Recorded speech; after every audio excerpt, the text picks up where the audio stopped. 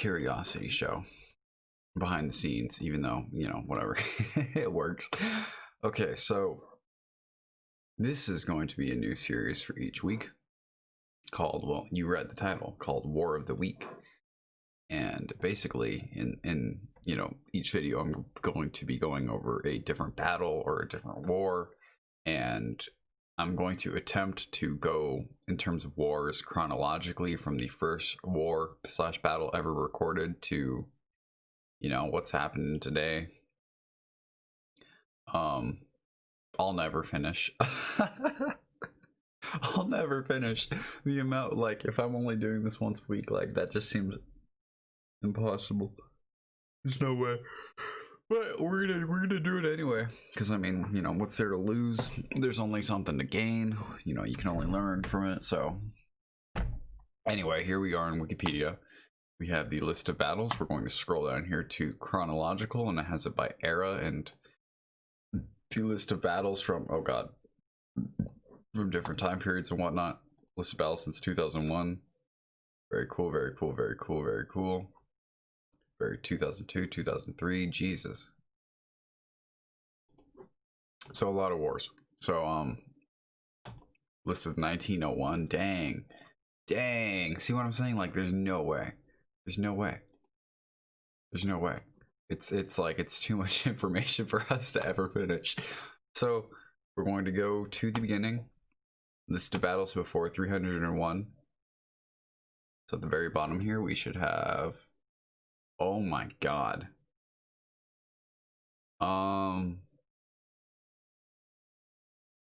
Okay, we have 298 here. So we're going to go to the very beginning, to the Unification Battle of Egypt, where King Narmer, and so you don't know, Narmer was an ancient Egyptian pharaoh of the early dynastic, I don't know what dynastic means, period. He was the successor to the proto-dynastic King Ka. Some consider him the unifier of Egypt and founder of the first dynasty, and in turn the first king of a unified Egypt. So King Narmer of Upper Egypt defeats Lower Egypt in battle and founds the Old Kingdom of Egypt. In ancient Egyptian history, the Old Kingdom is a period spanning from 2686 to 2181 BC. It is also known as the Age of the Pyramids, or the Age of the Pyramid Builders. It encompasses the reigns of the great pyramid builders of the fourth dynasty, such as King Senefru, who perfected the art of pyramid building, and the King Khufu, Kahaya, and Khafre, and Menka. I don't know how to pronounce any of those. So anyway, we go to here, and it actually takes you to the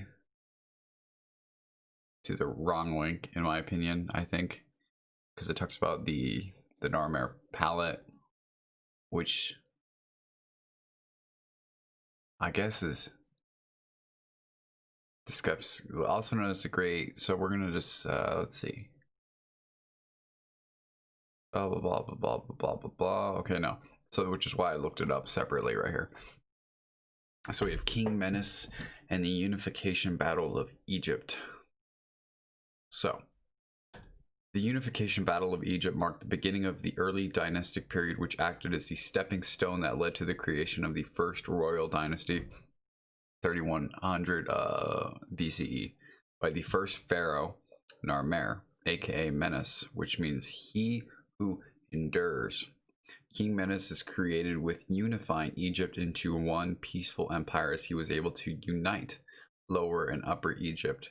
It's funny how they say he was able to unite when actually he basically just took over the lower Egypt, but you know, what do I know? I just looked it up on Wikipedia. Into one peaceful empire, he was able to unite Lower and Upper Egypt into one single unified country through a massive battle across Egypt. Most of the facts about him in this era, God's like, hold on, let me just zoom in because I need to stop forgetting to do this. Okay, sorry. I apologize. King Menes is credited with unifying Egypt into one peaceful empires, he was able to unite Lower and Upper Egypt into one single unified country through a massive battle across Egypt. Most of the facts about him and his era and gods like Hathor and Horus were known through the Narmer Palette, which was discovered in 1988 and resides in the Egyptian Museum. Interesting. He unified Egypt under one religion and made Horus the official god, plus most of You know, I was just interrupted. Whenever I hear about, interpreting things that happened in the past, I always think, like, I wonder how much of it is wrong. Like, how much of our idea of certain battles and certain things that happen, it must be so wrong so many times. Well, that's neither here nor there. He unified Egypt under one religion and made Horus the official god, plus most of the common religious symbols were the Ankh and the Deh pillar. He also built the first unified capital for Egypt called Memphis City. He developed the economic condition by developing trade relations and diplomatic connections with all other crotches. Reading is great. He developed the economic condition by developing trade relations and diplomatic connections with other countries all across North Africa and nearby regions. The constructions of large projects and the military capabilities of Egypt, which put Egypt on the right path of being the greatest military and economic force during ancient times. Discover what Egypt has to offer with trips to Egypt. I'm sure Egypt is beautiful. I am sure. God, too bad the coronavirus had to come in. One thing that sketches me out about going to different countries is I just feel like generally not safe. But I feel a lot more safe. Like, I'd feel so safe if I could just walk around this earth with like some sort of force field around me, so that like, whether someone tries to shoot me or bomb me, like, it's like, like, I just have this force field and I can just like withstand anything. But yes, so it was on the Narmer palette. We'll read this before we end it. The Narmer palette, also known as the Great Hierakonpolis palette, or the Palette of Narmer, is a significant Egyptian archaeological find dating from about the 31st century BC, belonging at least nominally, which is a word that I don't know. So we're going to look that up, because how else are you supposed to know things or learn? Nominally. She said it was nominally. I said fine. Of resembling, relating to, or consisting of name or names. Okay, so context. Belonging at least nominally to the category of cosmetic palettes. Cosmetic palettes are archaeological artifacts originally used in pre-dynastic Egypt to grind and apply ingredients for facial or body cosmetics. The decorative palettes of the late 4th millennium BCE appears to have lost this function and became commemorative, ornamental, and possibly ceremonial. I'm assuming that's what that says. It contains some of the largest hieroglyphic inscriptions ever found. The tablet is thought by some to depict the unification. See, it's thought by some. Like they just made up this war. I'm not saying that's what happened, but you get my joke. The tablet is thought by some to depict the unification of Upper and Lower Egypt under the king Narmer. On one side, the king is depicted with the bulbed white crown of Upper Southern Egypt, and the other side depicts the king wearing the level red crown. Okay, hold on. Your boy needs to like do a little research here. Give me 2 seconds. Let me look this up on Google, and I need a picture. All right, so let's just do this. And I understand the picture's right here, but I want to like get a close up, if you will. Damn, sucks. Okay. I think this is a good picture. Khan Academy. You're Khan Academy. Ooh, thumbnail. This is the thumbnail right here, ladies and gentlemen. This is the thumbnail you've all been waiting for. Nancy Pelosi, she told me they better make that the thumbnail, so I made it the thumbnail. Let's see. Okay, cool. You can all see that my face is in the way. Yeah, damn. Give me 2 seconds. Give me 2 seconds. I am the King Narmer. What you shall see is I will build all the pyramids the pyramids they'll be mine. All the pyramids will be mine. There's nothing you can do about it. They're all mine. All right, sorry. Okay, hold on. We'll put this right here. Okay, cool. Where were we? Okay. Yada yada yada yada yada. It contains some of the earliest hieroglyphic inscriptions ever found. The tablet is thought by some to depict the unification of Upper and Lower Egypt under the King Narmer. On one side, the king is depicted with the bulbed white crown, which I'm assuming is either this right here or this right here. With the bulbed, what the fuck is going on? With the bulbed white crown of Upper Southern Egypt. Yeah, where? With the white crown. Yeah. Okay. Okay, so it's clearly this thing. So the white crown basically represents Upper Egypt, so that's interesting. Let's just put like Upper. This is so unnecessary. Dude, someone drew a penis. Someone drew a penis on it, bro, back then. Sorry, that's so immature. I'm sorry. Okay, yeah. Upper Egypt, got it. And the other side depicts the king wearing the red crown, which is this one right here. So let's put red crown. So, and then right here we have the white crown, which represents Upper Egypt, and right here we have Lower Egypt. Okay, that's interesting. This is actually very interesting. Along with the scorpion maked and is a decorated ancient Egyptian mace head. What is a mace head? See, these episodes can, I think they're gonna be short, and then I start reading and I'm like, what the fuck are they talking about? What is all of this stuff? What is any of this? Okay, that's great. It was right here. Along with the scorpion mace head, which is a decorated ancient Egyptian mace head found by British archaeologist James E. Quibble and Frederick W. Green in what they called the main deposit in the Temple of Horus. Okay. I want to know what a mace head is, dog. Scorpion mace head. No, just a general mace head. What is a mace head? See, we're learning. We're learning here on the Curiosity Show. Excuse me. The blunt ball or ornament on the top of a mace, usually made of metal. What is a mace? A trademark for an aerosol used to immobilize. For an aerosol, a trademark for what? A mace bearer. Bro, what? A trademark for an aerosol used to immobilize an attacker temporarily. This trademark often occurs in print as a verb. Okay. Whatever. No, not whatever. I need to figure this out. I want to know what a mace head is. What is a goddamn mace head? And then let's do like Egypt. Oops. Egypt. Water is a scorpion mace head, Narmer mace head, nicely preserved mace head. What is a bro? Not the Narmer mace head. I want to know what a mace head is. Period.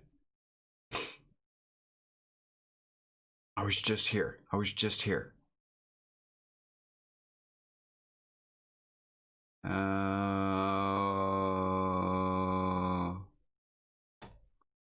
Mace head. You know, I guess if it's not even on Wiktionary, then fuck it.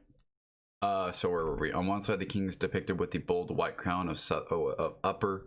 Let's go southern Egypt. So southern, yes. Egypt, and the other side depicts. Why would it be lower? That doesn't make sense to me.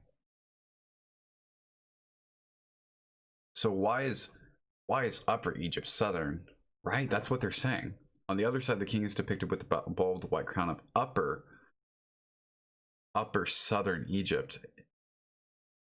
Let's. Oh my god. Okay, wait, hold on. I have a map right here. We need to find out where Egypt is. Egypt. Okay, context. So it's in Africa. It's kind of here. So if we're looking here, This would be considered Upper Egypt, which is south. And this is Lower Egypt, which is north, which is... Yeah, that totally makes sense. But it's fine. Anyway, and on the other side depicts the king wearing the level red crown. Level red crown of Lower, which is right here. Yes. Along with the Scorpion Mace Head and the Narmer Mace Heads. Where are the Mace Heads? Let me see just the picture. Okay. I want to know where they're at. Okay, I can't find it, but it's fine. Also found together in the main deposit. The main deposit. Oh god. I just need a short little brief summary. Nekhen, an ancient Egyptian and ancient Greek. Hierakonpolis was the religious and political capital of Upper Egypt at the end of the prehistoric Egypt, and probably also during the... So, hold your horses. I'm so confused on all this Upper Egypt, fucking Lower Egypt, because look, this is why I'm confused. Because check this out. When we go to the main deposit, where is this? Where is this? Hold on, sorry. Okay, hold on.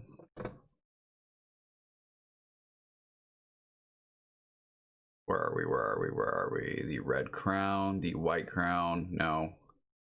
The main deposit, yes. Okay, so we have the main deposit, which is... I don't know exactly where this is at. Okay, sorry, it's irrelevant. Kind of irrelevant. Okay, anyway. So, the Narmer palette provides one of the earliest known depictions of an Egyptian king. The palette shows many of the classic conventions of ancient Egyptian art. Ancient Egyptian art refers to the art produced in ancient Egypt between the 31st century BC and the 4th century AD.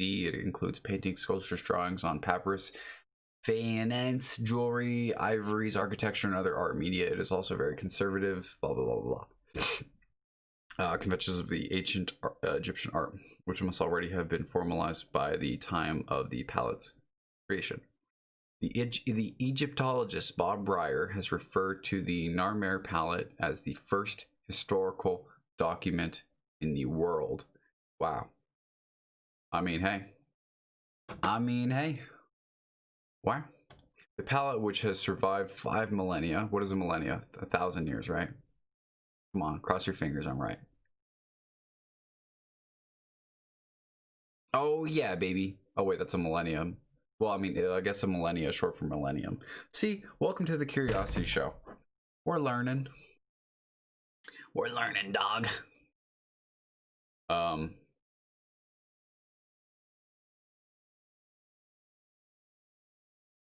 palette, which has survived 5 millennia in almost perfect condition. Yeah, this is incredible.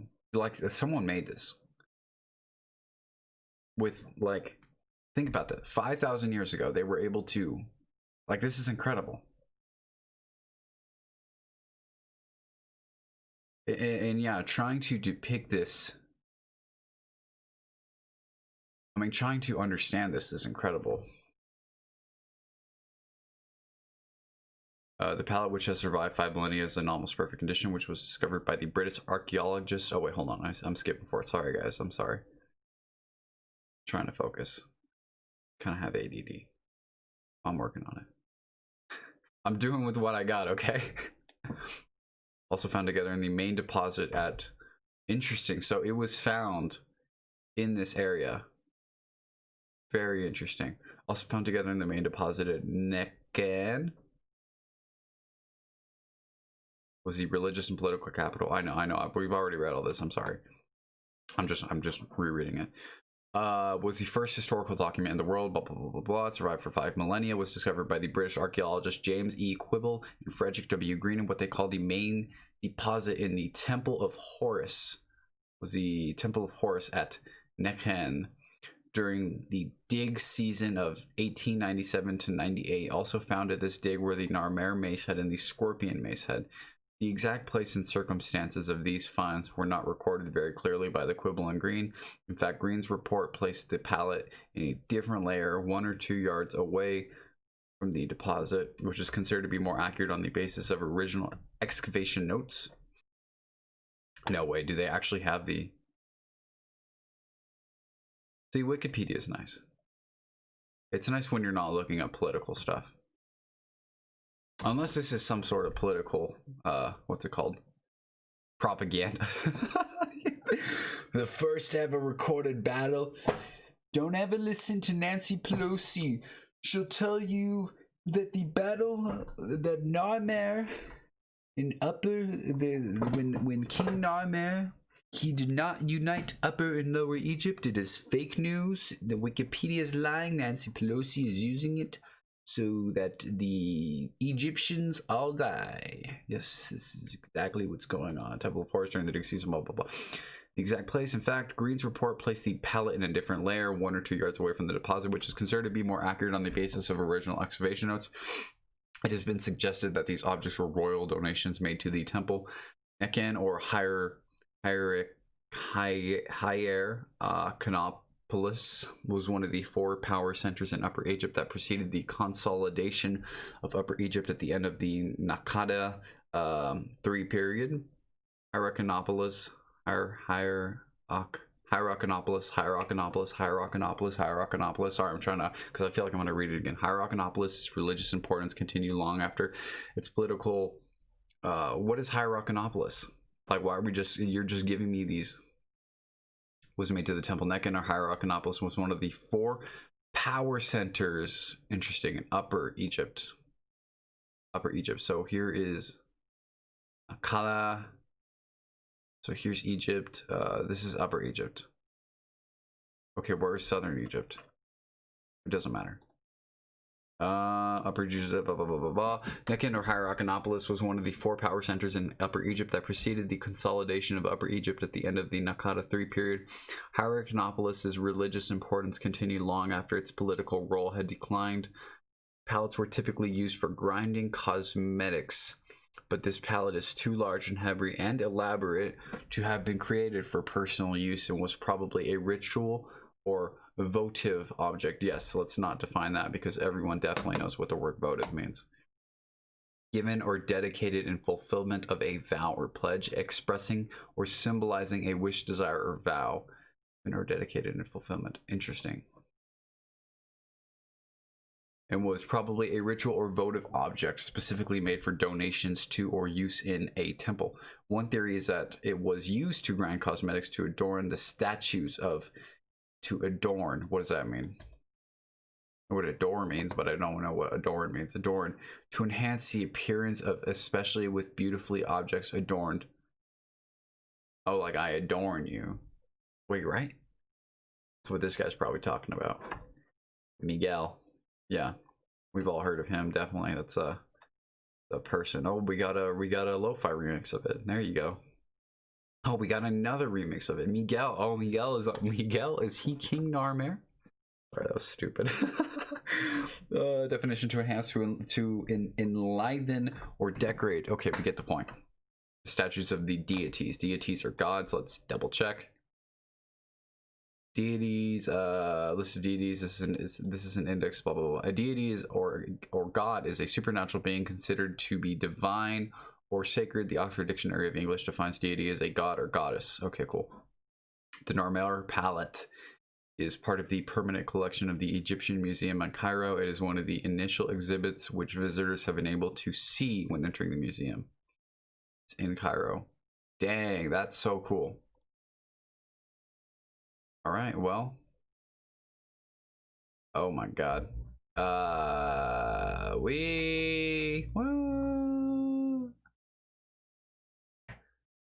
Scholarly debate. Let's see. Dang, there's so much. Fuck. Okay, well, I'm going to end the episode here. If you want to, fuck. We have the description, blah, blah, blah, blah, blah, blah, blah. The macro side. All right. All right, fine. I'll read it. Okay, so we have the description. Oh, fuck it. Should I just read it? Okay. No, okay, we'll read it. Yeah. Okay. So we have the recto side right here. It's on the other side. Two human-faced bovine heads right here. Thought to represent the patron cow goddess Bat. Bat is a cow goddess in Egyptian mythology who is depicted as a human face with cow ears and horns. Is a woman. Evidence of the worship of Bat exists from the earliest records of the religious practices in ancient Egypt. So where would that be? On the other side, two human faces, bovine heads, thought to represent the patron cow goddess Bat. Flank the Sericus. The goddess Bat is, as she often was, shown in portrait.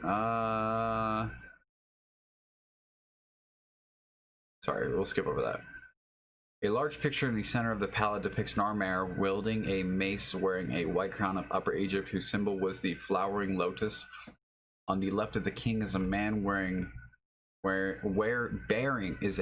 bearing the king's sandals. What does that mean? Bearing. The manner in which one behaves or comports himself. Okay. Bearing the king's sandals. To the right of the king is a kneeling prisoner who is about to be struck. Okay, wait, hold on. On the left of the king. So the king was like, hold my sandals while I beat this slave. On the left of the king is a man wearing the king's sandals, flanked by a rosette symbol. Definitely know what rosette means for sure. Definitely a word that I know. Rosette, an ornament usually made of material gathered or pleated. This resembles a rose. Okay, cool. To the right of the king is a kneeling prisoner who is about to be struck by the king. A pair of symbols appears next to his head, perhaps indicating his name, Wash, or indicating the region where he was from. Above the prisoner is a falcon representing Horus, perched above a set Horus. Okay, yeah, let's learn a little bit about Horus. This is important because we've all heard the name Horus before, the deity, the god Horus. We don't know dick skiddly squat. Horus is one of the most significant ancient Egyptian deities who served many functions, most notably god of kingship in the sky. He was worshipped from at least the late prehistoric Egypt until the Ptolemaic kingdom in Roman Egypt. Different forms of Horus are recorded in history, blah, blah, blah, blah, blah, blah, blah. Preached above a set of papyrus flowers, the symbol of Lower Egypt. In his talons, he holds a rope-like object which appears to be attached to the nose of a man's head. Oh, Jesus, yeah. Perhaps indicating that he is drawing life from the lower head. So that is, as we see right here, we have let me get red. So this is in reference right here. Oh, that's way too thick. That's what she said. On the left of the king is a man bearing the king's sandals. Blah, blah, blah, blah, blah, blah. Perched above a set of papyrus flowers, a symbol of Lower Egypt. In his talons, he holds a rope-like object, which he appears to be attached to the nose of a man's head, who that also emerges from the papyrus flowers. Are these flowers, or are they magic mushrooms? They look like mushrooms, ladies and gentlemen. Uh-oh. Call the police. The symbol of Lower Egypt in his talons, he holds a rope like blah blah blah blah blah blah blah blah blah blah blah blah, perhaps indicating that he is drawing life from the head. The papyrus has often been interpreted as referring to the marshes of the Nile Delta region in Lower Egypt, or that's a far stretch, or that the battle happened in a marshy area. We're trying to depict all this from a, what is this called again? From a tablet, from a palette, the Narmer palette. Where are we? Okay, we're on the recto side. Attached to the blah, blah, blah, blah, blah. Below the king's feet is a third section depicting two naked bearded men. Okay, so they look like Sonic, but I could see the beard. Depicting two, they're either running or are meant to be seen as sprawling dead upon the ground. Appearing to the left of the head If each man is a hieroglyphic sign, okay, is a hieroglyphic sign. The first, a walled town. The second, a type of knot, probably indicating the name of a defeated town. Interesting. Okay, so we're gonna go over to the verso side here. Below the bovine heads, because I definitely know what bovine means. Bovine, of relating to or resembling a ruminant mammal.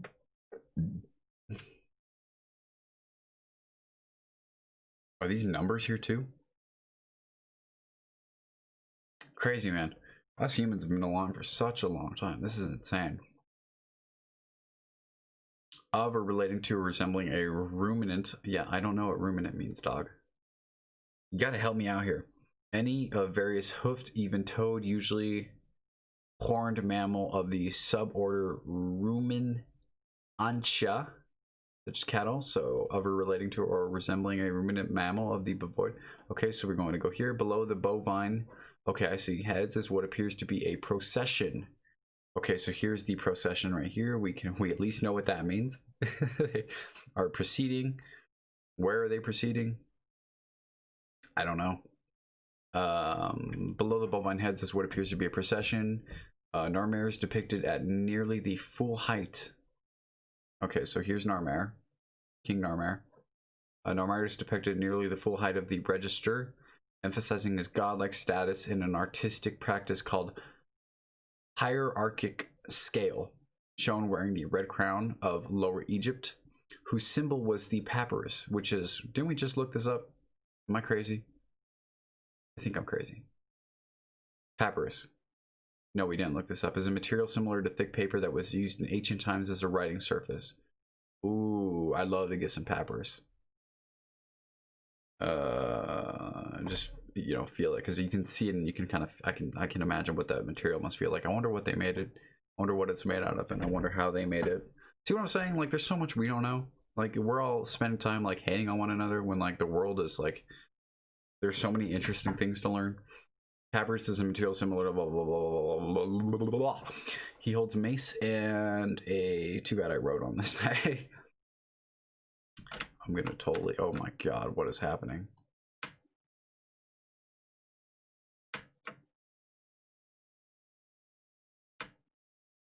This is definitely gonna be the profile picture. I mean, not the profile picture, the thumbnail. Narmare is depicted in nearly the full high. Yes. What is this called again? This is called hierarchic scale, shown as wearing the red crown of Lower Egypt, whose symbol was the papyrus.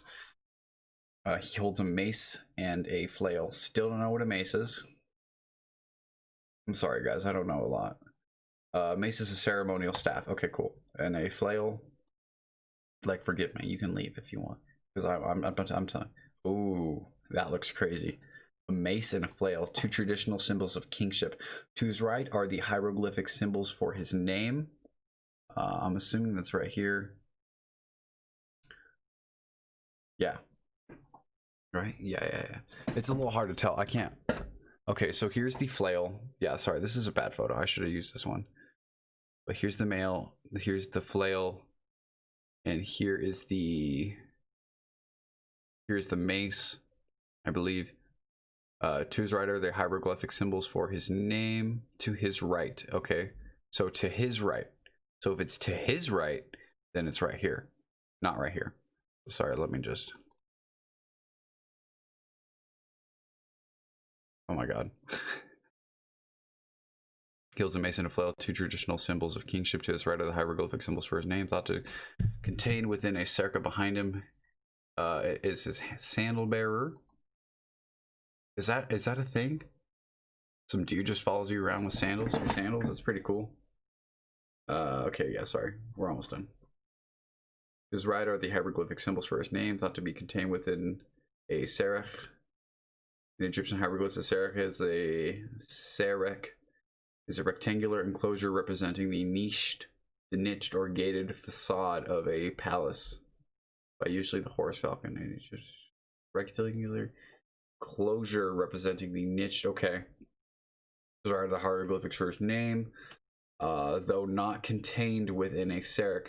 Behind him is a sandal bearer, which is right here, which is a sandal bearer whose name may be represented by the rosette, a flower design. Okay, the flower design is right here.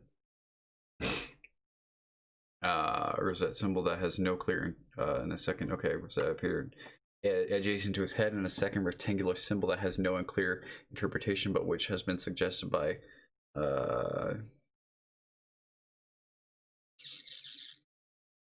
suggested that may represent a town or a citadel. Attached to his belt are 4 beaded. Okay, yeah, wow, this is a horrible picture that I have right here. Wow.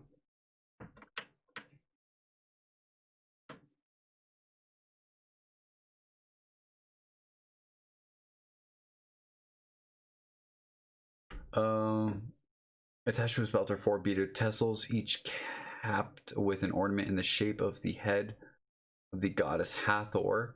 They also are the same heads as those that adorn the top of each side of the palette. At the back of the belt is attached a long fringe representing a lion's tail.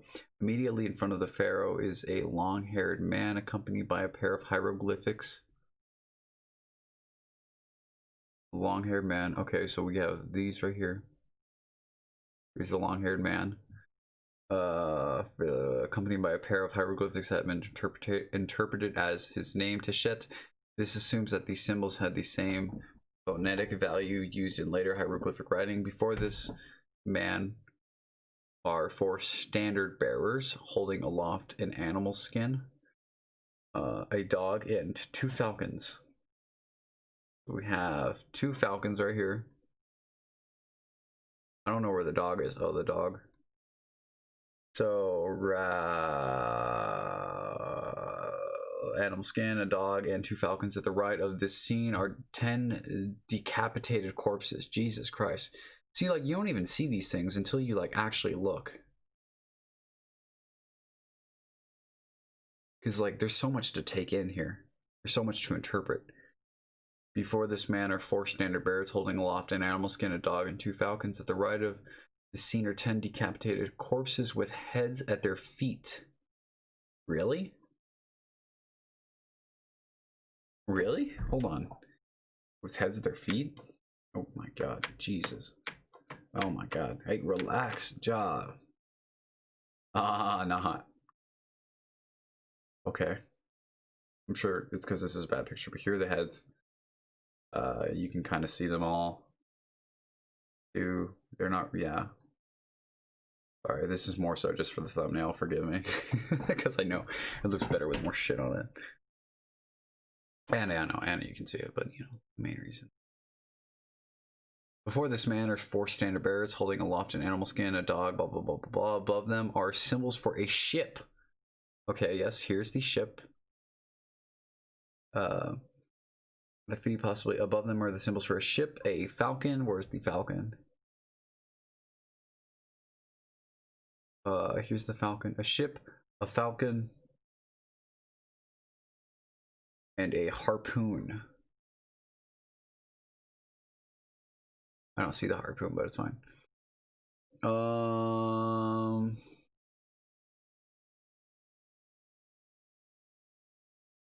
Which has been interpreted as representing the names of the towns that were conquered. Below the procession, 2 men are holding ropes tied to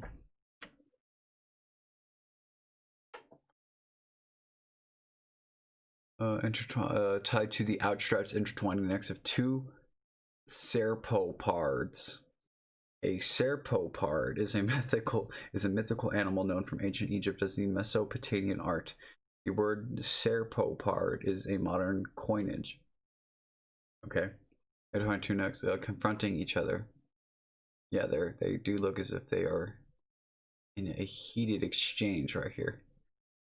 The serpopard is a mythical creature whose name is portmanteau of the words serpent and leopard. Although the spotless beast with a tufted tail more closely resembles a lioness, the circle formed by their curving right here. Look at that circle, dog. The circle formed by their curve is the central part of the palette, which is the area where the cosmetics would have been ground. Interesting. Upper and Lower Egypt each worshipped lioness war goddesses as protectors. The intertwined necks of the serpopards may thus represent the unification of the state. Similar images of such mythical animals, also known from the other contemporary cultures, are there of cultures. And there are other examples of late pre-dynastic objects, including other palettes and knives handles, such as the Gebel El Arak. Examples of the late, including which brought similar elements from the Mesopotamian iconography. Iconography is a branch of using identification, description, and the interpretation of the content of images. The subjects depicted the particular compositions and details used to do so, and some other elements that are distinct from artistic style, suggesting Egypt-Mesopotamian relations. At the bottom of the palette, we see a bovine image is seen knocking down the walls of a city while trampling on a fallen foe. So here's the city, the depiction of the city, and here is the fallen foe, if you clearly can't see. Little duck. Because of the lower head of the image, this is interpreted as a presentation of the king vanquishing his foes. Bull of his mother being a common epithet. Bull of his mother. Epithet is a characterizing word or phrase accompanying or occurring in place. Use epithet. Phrase, let's see. Epithet is a phrase or adjective used to express a quality or characteristics which can be attributed rightly or wrongly to a person or thing. Cool. Giving to Egyptian kings as the son of the patron cow goddess. What does patron mean? Patron. No. Patron. A person chosen, named, or honored as a special guardian, protector.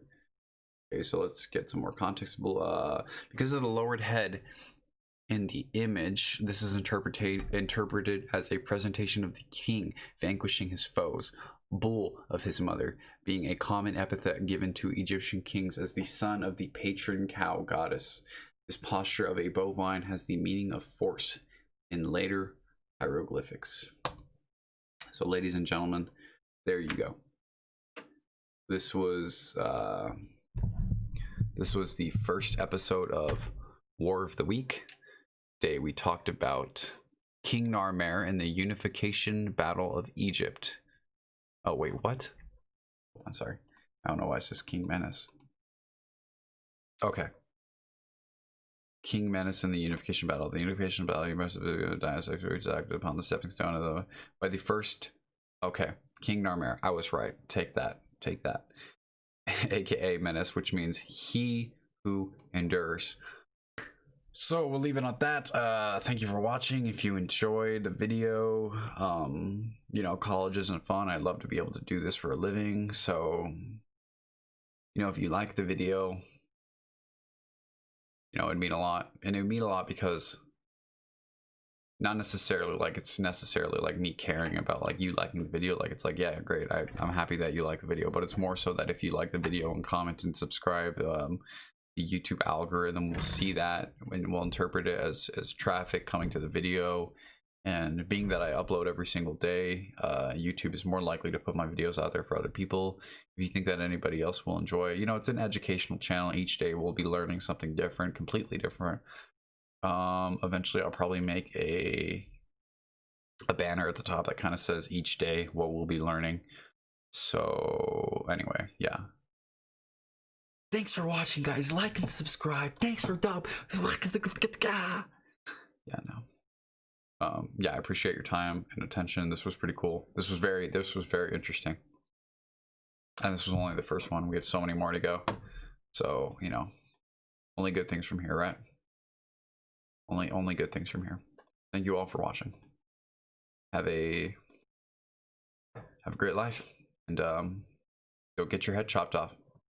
Cool. I said don't, not go.